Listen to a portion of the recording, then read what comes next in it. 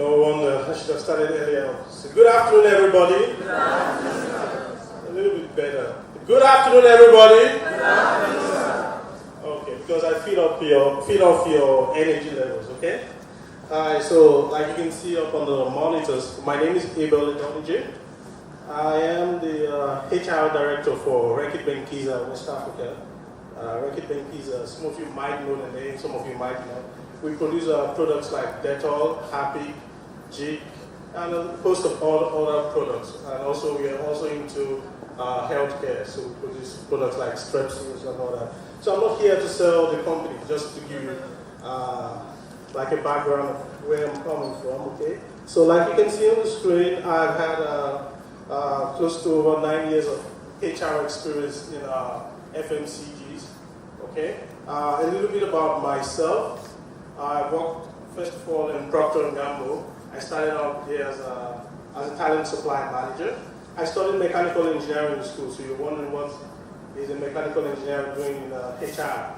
But what you need to learn in life when you talk about careers is to find out what you're really good at and major in it, okay? So like I was saying, I hope the thoughts that I share with you today will help to inspire you to find the right niche for yourself and be able to be the best person that you can be, okay? So just to continue on that, I said I started out as a talent supply manager. Then I moved on to become like a line manager or an operations manager in a baby care plant where we produce diapers. Okay, so I said, you know what, I've done a little bit of HR, now I wanted to try a little bit about what I studied in school, which was mechanical engineering. So I did that for some time, then moved back to HR because I realized I liked it a little bit more. Okay, did that, then moved on to the commercial office, which was in Lagos, in Procter & Gamble, and worked also with the sales organization. So I basically worked across the full supply chain, both from the supply side and also from the commercial side, before moving on to Reckitt Benckiser. Okay, so that's just a little bit about me. So first thought I want to share with you, I just have two thoughts to share with you, because I understand I have just 15 minutes, so I'll be as straight to the point as possible. First thought I want to share with you, something that I want you to take away is, there's a word, the phrase that has really stuck with me, a saying that really stuck with me over the years, and I would like you to also understand it. It says, work on being, not on having, because with what you are, you will have. I'll say that again. Work on being, not on having, because with what you are, you will have. It's so profound if you actually take that statement to heart, to actually realize that it's so much about you spending time on developing yourself, like the last speaker was talking about. It's so much about you spending time developing yourself, understanding who you really are, and taking time to understand yourself versus chasing after the shadows of, oh, I want to have this, I want to have a duplex, I want to have a car, I want to have all that. Those are the shadows, quite frankly, and I will tell you that. Those things are the shadows. What you really need to focus on as young professionals, because in my HR career, I've had the opportunity to hire over 500 people. More than that, I've had to hire people, I've had to fire people. And what makes people stand out when you come in on an interview line, it's not so much about what they study. It's about the depth, like the last speaker was talking about, the depth that you have. I've had to turn down people that had the first class and not hire them, and hire some other people. Because it's also about that drive that you have in you. So that's why one of my life's mantra is to say, work on being, not on having. Because with what you are, you would have. So you need to really spend time to study and study and study, to get to know yourself, and to get to know things that you want to actually be very good at. Okay? You know, the Bible talks about that, see that man diligent in his work, he shall stand before kings and not mere men. Another rendering says he will stand before kings and not obscure men. So, I can guarantee you, your opportunities will come. But when it comes, will you be able to seize it? Will you be ready? So you really need to spend time on self-development. Understand, read. People spend so much time playing games these days. the reading culture, you don't see so much of it anymore. But I urge you to really spend time, to take out time to read and read and read, because you're putting in stuff into you that will be needed at some point in time. Okay? So you need to study and study and study, because your opportunities will come. One other point I want to share with you also is that you need to realize something, that what I usually tell people is that find out that thing you're good at. Find out what your strengths are. If you find out what your strengths are, focus on trying to even increase and optimize that strength to make it even better. So that, like she will say, you will stand out versus other people.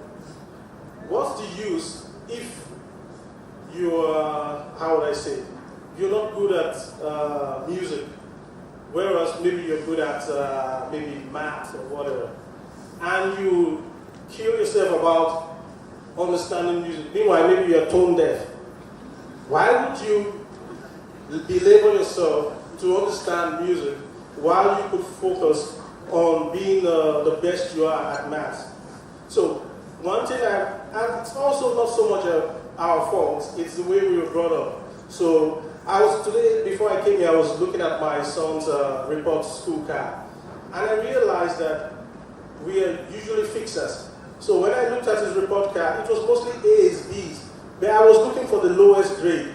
So I go fix and work on with him. Instead of tuning my mind, I have to tell myself, no, focus on what he's really good at and try and help him to even become the best at it in that particular field. Versus looking at the scorecard and look at, your parents then will look at, if you look at the scorecard, it's a place where you have a very low grade that they will focus on. Chances are you might not be so good at that, or you might never be the best at that. You might change that, but chances are you might not. Whereas there are some areas where you have a flair for, it comes naturally to you. You should actually focus on that. But the watch out is on those areas which you see you're low on, you need to bring them up to an acceptable level where they don't become a blind spot or a blocker or a limiter for you. Okay? So if you do that, what happens is that there are certain things that it's your natural habitat. And imagine somebody that loves to play football.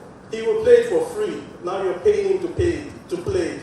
So it also ties also with whatever you do in life, that you spend time on amplifying those areas where you have strengths, and that in that wise you will end up being able to set yourself apart when situations come. People should see you as the go-to person, that person they should go to. You should be that subject matter expert.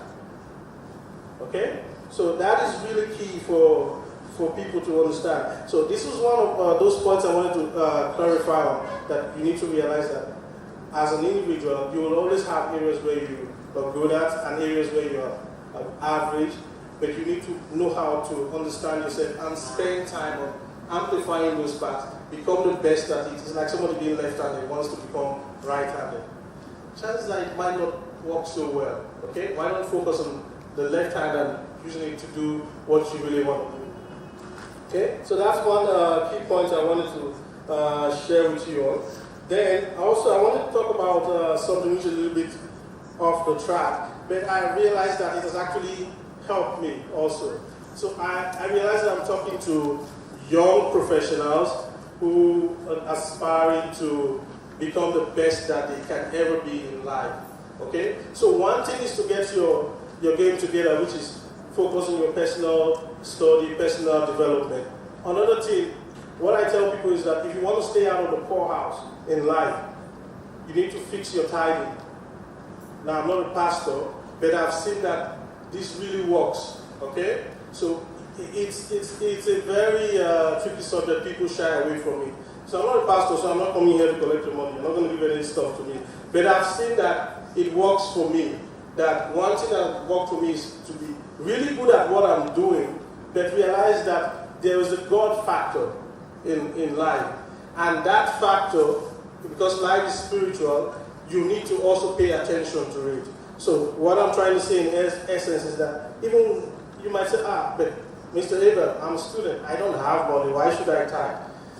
it's so important because you realize that from anything you get, you need to give a tenth to God. And it's really important. I know you've heard this severally, but I've seen it work for me all through my life, that I keep going from strength to strength to strength to strength.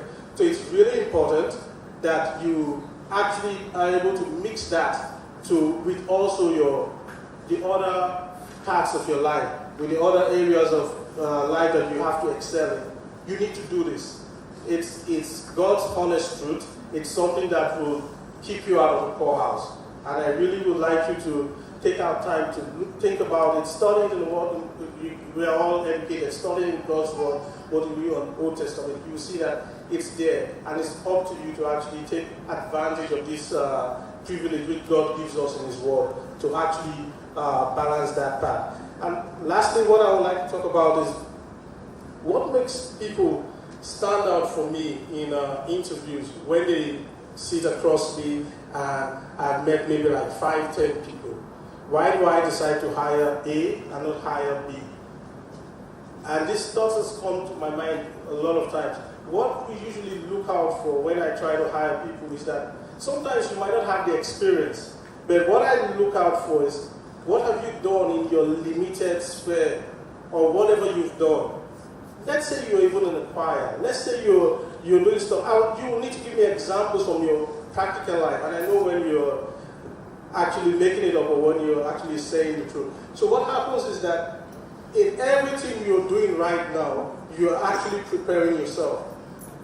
So whatever you're doing, let's say, whatever responsibility you have, you need to take it seriously, because it might come up as something that gives you an edge, versus if you take it lightly and don't put so much energy in it, when it needs to now come out, or when you need to give it as an illustration of why you should be hired or why you should get X, Y, Z, it might just come out flat.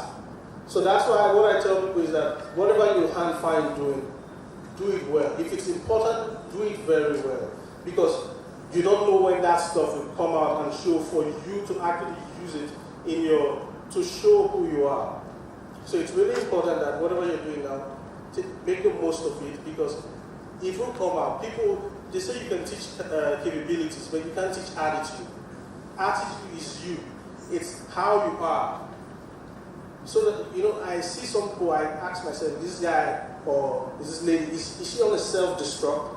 Because the attitude is just not there, the right attitude. It's so important that you cultivate that attitude to say, I can take responsibility. I can actually lead this. If somebody is going to ensure this thing comes to pass or is successful, I can be depended on. It's not so much about what reward you get out of it. It's about you and your personal makeup. So it's about having that kind of can-do attitude that you should have in every facet and whatever you lay your hands to do. Okay? So those are just a few thoughts I wanted to share, and I'll leave you with those thoughts. The key one I said before: work on being, not on having, because what you are, you will have. It is guaranteed. Try that, test it. Thank you.